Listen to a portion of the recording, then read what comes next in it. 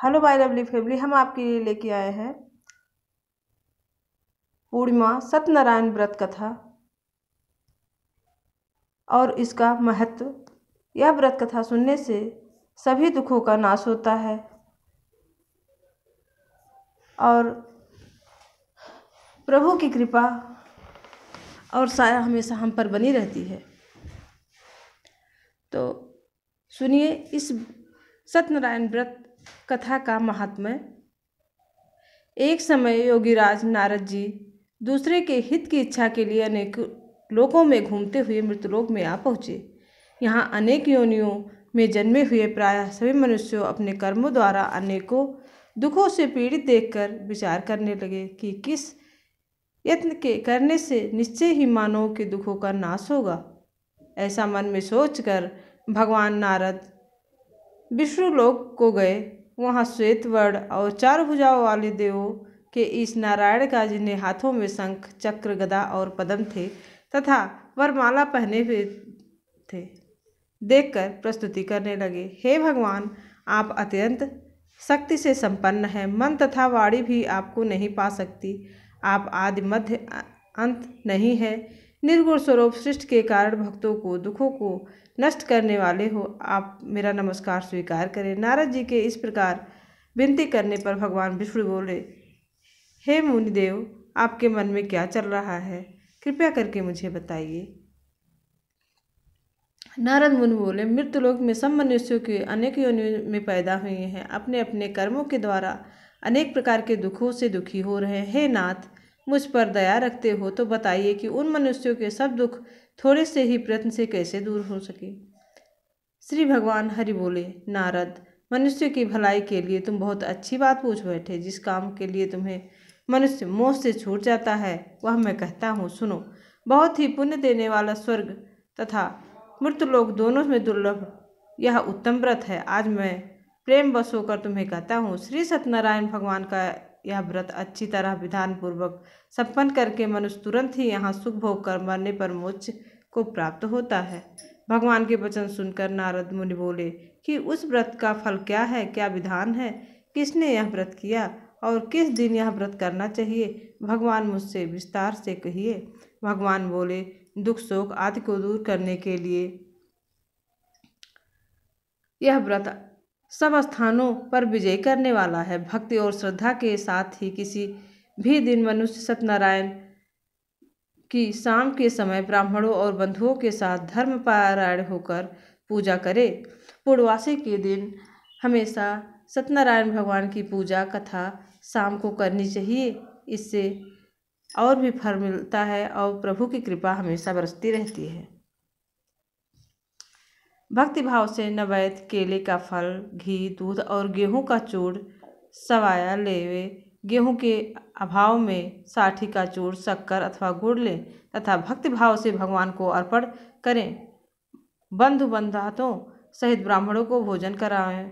इसके बाद में स्वयं भोजन करें। रात्रि में नित्य गीत भजन कीर्तन का आयोजन कर श्री सत्यनारायण भगवान का स्मरण करता हुआ वह समय व्यतीत करे। इस प्रकार व्रत करने से मनुष्यों की इच्छा निश्चय पूरी होती है। राजा चंद्रचूड़ की जो कथा आपको हम सुनाते हैं। कथा आपको अच्छी लगे तो प्लीज़ लाइक शेयर सब्सक्राइब करिएगा। जय बोलो सत्यनारायण भगवान की।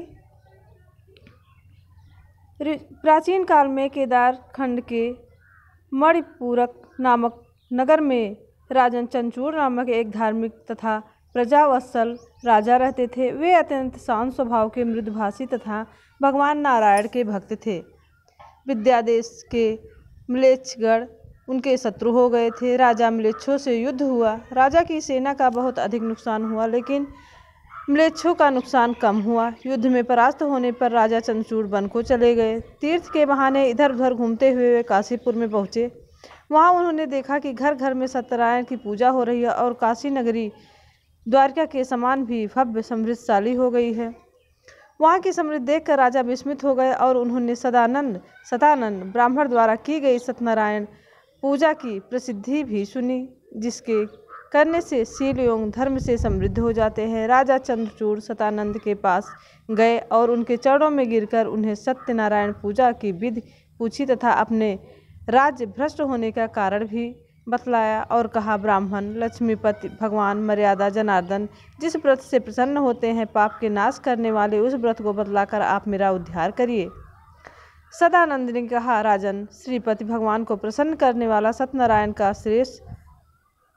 श्रेष्ठ व्रत है, जो समस्त दुख शोक आदि को नष्ट करने वाला, धन धान्य, सौभाग्य और संतान को देने वाला है तथा सर्वत्र विजय दिलाने वाला है। अभिष्ट कामना की सिद्धि के लिए पूजा की सामग्री एकत्र कर विधिपूर्वक भगवान सत्यनारायण की पूजा करनी चाहिए। 1.25 सेर की गोधूम चूर्ण में दूध और शक्कर रखना चाहिए। भगवान को यह अत्यंत प्रिय है, जिसे कहते हैं पंजीरी कहा जाता है। यहाँ सब लोग पंजीरी के नाम से जानते हैं।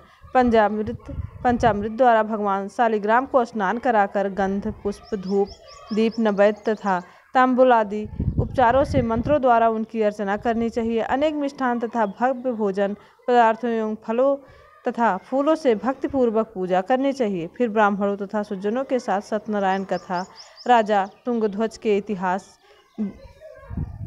भीलों और वाणिक साधु की कथा आदरपूर्वक श्रवण करना चाहिए। कथा के अनंतर में भक्तिपूर्वक सत्यदेव को प्रणाम कर प्रसाद वितरण करना चाहिए। तदनंतर भोजन करना चाहिए। मेरी प्रसन्नता द्रव्य से नहीं अपितु श्रद्धा से है। भगवान प्रेम से और श्रद्धा के भूखे हैं। वो जो प्रेम से श्रद्धा से उनकी पूजा करता है तथा व्रत रखता है, कथा सुनता है, उनकी सारी मनोकामनाएं पूरी करते हैं। यह सुनकर राजा ने काशी में ही भगवान सत्यनारायण की शीघ्र पूजा की और अपने राज्य आकर म्लेच्छों को परास्त कर अपना राज्य प्राप्त कर नर्मदा के तट पर पुनः श्री भगवान की पूजा की। वे राजा प्रत्येक मास की पूर्णिमा को प्रेम और भक्तिपूर्वक विधान से सत्यमेव की पूजा करते थे। तो ये तिथि पूर्णिमा सत्यनारायण व्रत कथा की महिमा। अगर आपको अच्छी लगे तो प्लीज़ लाइक शेयर सब्सक्राइब करिएगा। जैसे भगवान ने सत्यनारायण भगवान ने सबके कष्ट हरे हैं, वैसे आप लोगों की भी कष्ट हरे। जय सत्यनारायण भगवान, जय बृहस्पति भगवान, जय विष्णु भगवान।